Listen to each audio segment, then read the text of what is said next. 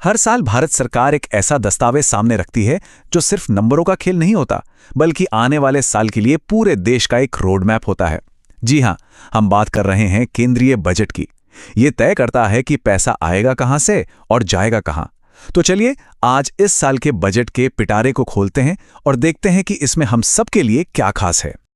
तो सवाल ये है कि इस बजट के पिटारे में असल में है क्या और इसे समझना इतना जरूरी क्यों है। देखिए, इसका सीधा असर हम सब पर पड़ता है, हमारी जेब पर, हमारी नौकरियों पर और देश की तरक्की की रफ्तार पर। यह महज सरकार का हिसाब किताब नहीं है, एक तरह से हमारी जिंदगी का भी लेखा जोखा है। और इस साल ये बड़ी जिम्मेदारी एक बार फिर से वित्त मंत्री निर्मला सीतारमण के कंधों पर थी। आपको पता है, ये उनका लगातार 9वां बजट था। इससे ये तो साफ है कि देश की आर्थिक नब्ज पर उनकी पकड़ कितनी मजबूत है और उनके पास इसका कितना लंबा अनुभव है। तो सबसे पहले चलिए जरा बड़ी तस्वीर पर नजर डालते हैं। मतलब इस बजट के जरिए सरकार देश को किस दिशा में ले जाना चाहती है, आखिर फोकस कहां है। साफ है कि सरकार का सबसे ज्यादा जोर मेक इन इंडिया को और मजबूत करने पर है। मतलब कोशिश ये है कि देश में ही ज्यादा से ज्यादा सामान बने, जिससे नौकरियां भी यहीं पैदा हों। इसके साथ ही खेती किसानी, छोटे उद्योग यानी एमएसएमईज और हां, देश के युवाओं और आम आदमी की जरूरतों को भी सेंटर में रखा गया है। चलिए अब कुछ जरूरी नंबरों की बात करते हैं जिन पर यह पूरा बजट टिका हुआ है। हो सकता है ये आंकड़े सुनने में थोड़े मुश्किल लगें, पर देश की आर्थिक सेहत का थर्मोमीटर यही है। सबसे पहले बात करते हैं राजकोषीय घाटे की।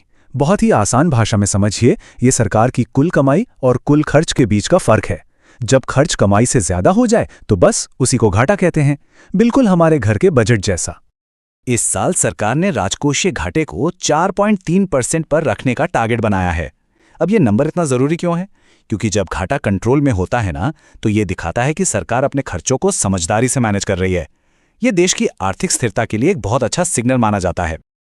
अगला जरूरी शब्द है कैपेक्स, यानी कैपिटल एक्सपेंडिचर। अब ये वो पैसा है जिसे सरकार देश का भविष्य बनाने पर खर्च करती है, जैसे नई सड़कें बनाना, नए बंदरगाह, नई रेलवे लाइंस। ये सिर्फ एक खर्च नहीं है, बल्कि आने वाले कल के लिए एक बहुत बड़ा इन्वेस्टमेंट है। और इस साल तो सरकार इस इन्वेस्टमेंट पर रिकॉर्ड तोड़ रकम खर्च करने जा रही है, पूरे 12.2 लाख करोड़ रुपए।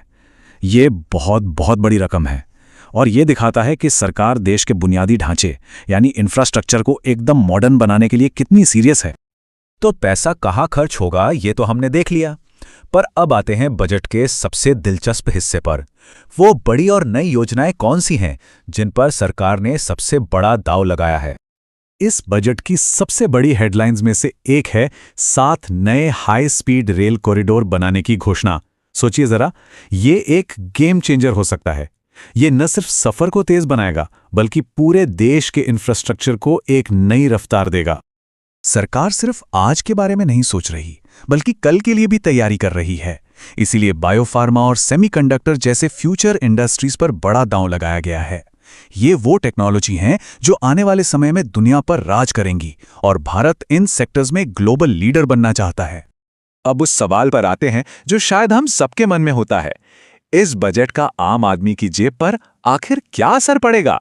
क्या कुछ सस्ता होने वाला है या कुछ और महंगा? तो देखिए, यहां तस्वीर थोड़ी मिलीजुली सी है। जो लोग नौकरी करते हैं उनके लिए इनकम टैक्स में कोई बड़ी राहत की खबर नहीं है, स्लैब पहले जैसे ही हैं। लेकिन एक अच्छी खबर यह है कि कुछ चीजों पर कस्टम ड्यूटी कम की गई है, जिसका मतलब है कि विदेश से आने वाला कुछ सामान आने वाले समय में सस्ता हो सकता है। इसके अलावा 2 और बड़े बदलावों पर नजर रखना जरूरी है। पहला ये कि 1 अप्रैल 2026 से एक पूरी तरह से नया इनकम टैक्स एक्ट लागू होने वाला है, जो शायद टैक्स सिस्टम को थोड़ा और आसान बनाए। और दूसरा, जो भारतीय विदेश में रहते हैं यानी एनआरआईज, उनके लिए भारत में निवेश और प्रॉपर्टी से जुड़े नियम आसान किए जाएंगे। तो इन सभी घोषणाओं, आंकड़ों और योजनाओं का आखिर में मतलब क्या निकलता है? सरकार की नजर में अंतिम लक्ष्य क्या है? चलिए अब इस बजट के पीछे की बड़ी सोच को समझते हैं। बजट को लेकर जो रिएक्शंस आए हैं वो भी अलग अलग हैं। एक तरफ जहां प्रधानमंत्री नरेंद्र मोदी ने इसे एक ऐतिहासिक बजट बताया, वहीं दूसरी ओर शेयर बाजार और इन्वेस्टर्स ने थोड़ी मिलीजुली प्रतिक्रिया दी। शायद कुछ लोगों को जितनी उम्मीद थी उतनी राहत नहीं मिली। सरकार का साफ कहना है कि इन सभी पहलों की एक ही मंजिल है, साल 2047 तक भारत को एक विकसित देश बनाना। इस बड़े मिशन को नाम दिया गया है विकसित भारत 2047 और ये बजट उसी लंबी राह पर एक और कदम है।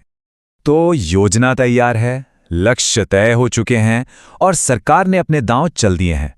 लेकिन सबसे बड़ा सवाल अब भी वही है कि क्या ये वादे और निवेश, क्या ये योजनाएं भारत को वाकई उस भविष्य तक ले जा पाएंगी जिसका सपना देखा जा रहा है? इसका जवाब तो खैर सिर्फ आने वाला वक्त ही देगा।